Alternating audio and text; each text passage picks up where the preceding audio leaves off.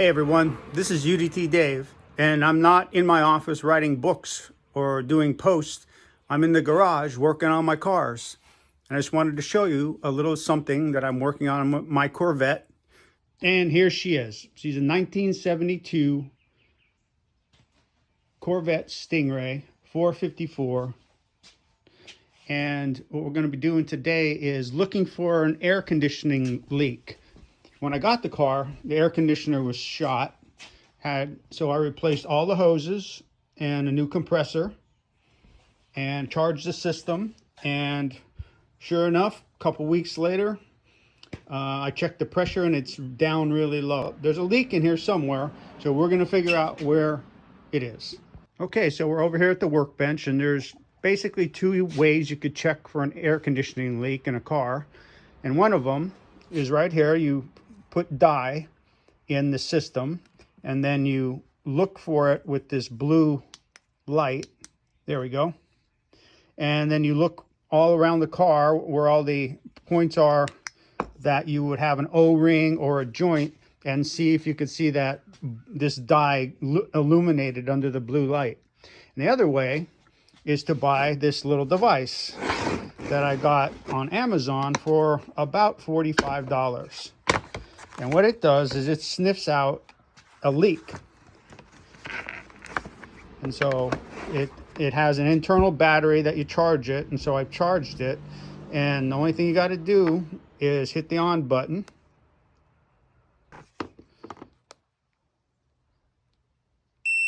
Okay, there you go. And then it takes 30 seconds for the sensor, which is at this end, to warm up. So come back in 23 seconds. Okay, so here we are on the other where the car is, and you can see there's no parts per million, and this is called refrigerant combustible gas leak detector. So let's see if we'll put the sensor on some of the points that where I joined. Let's see, we got one down here, got nothing. There's one below it, nothing there. Come over to this, there's a valve down in here, I got nothing. Go a little lower, there's another one down there, nothing. Another one here on the other side, and there's a joint right there, still nothing. So we'll come up to where the compressor is and where these hoses are here. Nothing, nothing. Let's check the seal. Oh, the seal behind. I'll check here the valve. That's the low pressure side. Let's go over to the high pressure. Whoa, okay. He's lighting up 704 parts per million. So looks like we found our leak. So let's go over to that high side. Take the cap off. You can see actually there's a little oil on the top of that cap. And let's look down in there. Looking up. Sure enough, look at that, it's bubbling. So we found our leak. And you could probably hear the sensor going crazy here. So let's zero that out.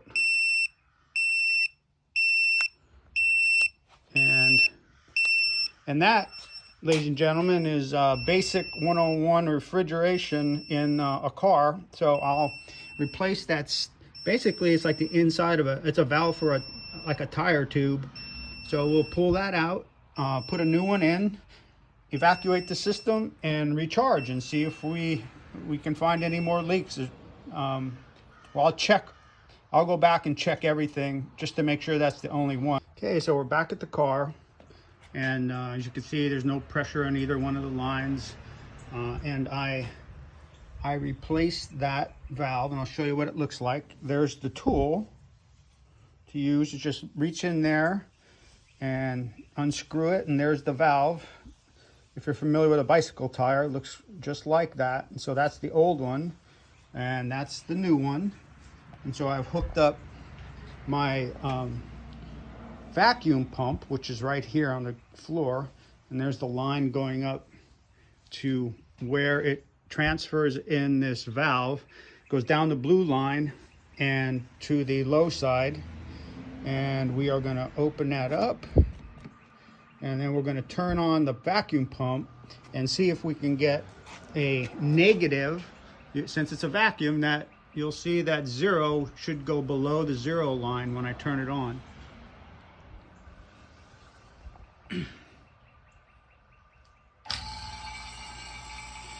Okay, there it goes automatically, bam.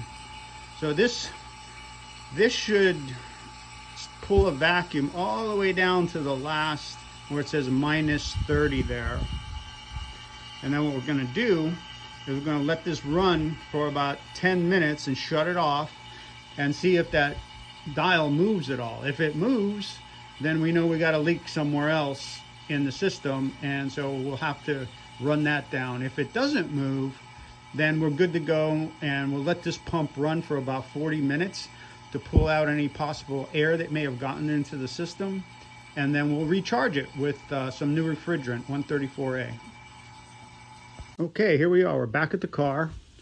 Pump's been running for about 50 minutes. Shut it off, and we are holding a negative vacuum on that, which is great. And so what I've done is I've switched the hose from the pump hose to the fill hose, which is now I have a can of 134 here ready to go. And I like to put the refrigerant in the car before I start it up, because these have a pressure cutoff sensor that it won't let the compressor turn on until it has pressure in the car anyway. So, and slow fill is better than a fast one, so we will start introducing 134A into the car.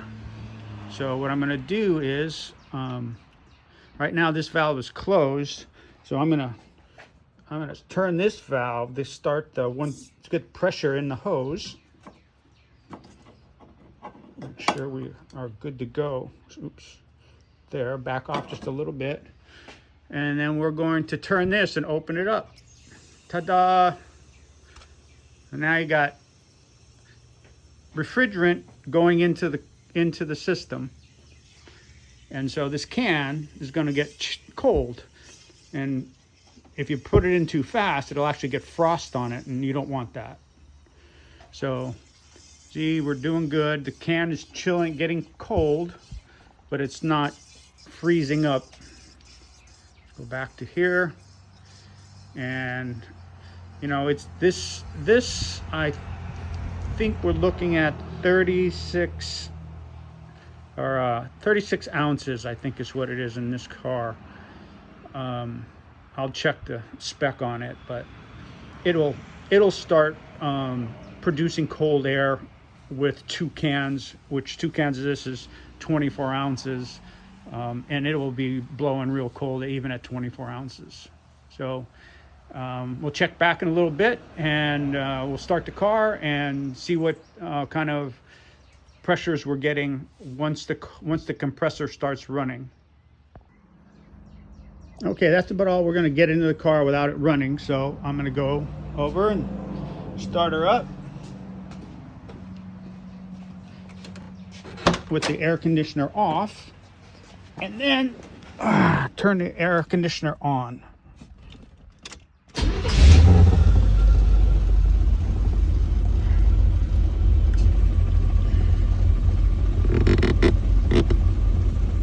Okay, let's see what we got. Where pressure goes. I've got a little bit of pressure. And the compressor is running. So let's see what's going on with our can here. I can feel it's getting pretty cold. And so we want this pressure here to be around 35 psi. I'll keep adding refrigerant until we get it there.